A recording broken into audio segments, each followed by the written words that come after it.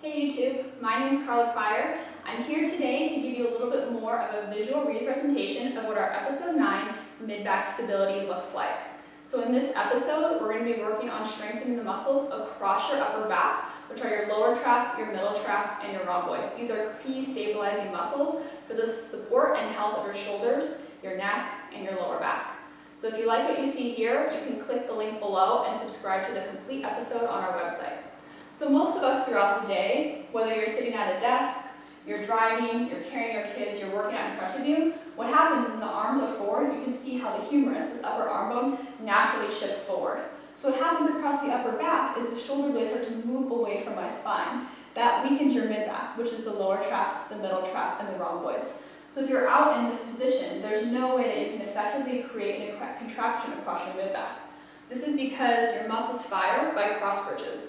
The filaments slide across one another, and they create an effective muscle contraction. So if you're sitting or working out in front of you in this position, those muscles across your mid-back become lengthened. They can never cross and create an effective contraction, so this puts you at a lot of risk for injury at your shoulders, your mid-back, your neck, and your lower back.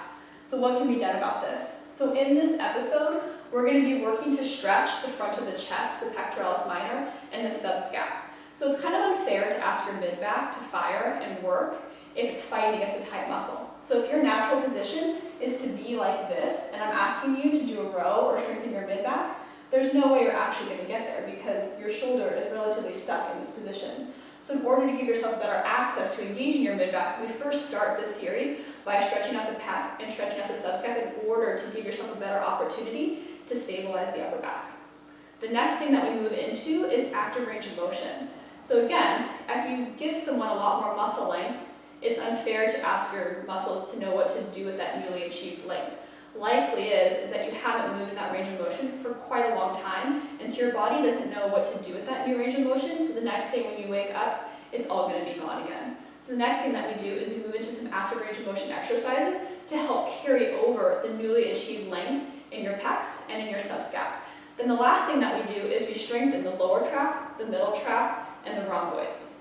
You've set yourself up with stretching and with active range to effectively be able to engage these muscles here right between your shoulder blades. We'll be providing tips and cues to make sure that you're not compensating by doing this shoulder elevation and using your upper trap.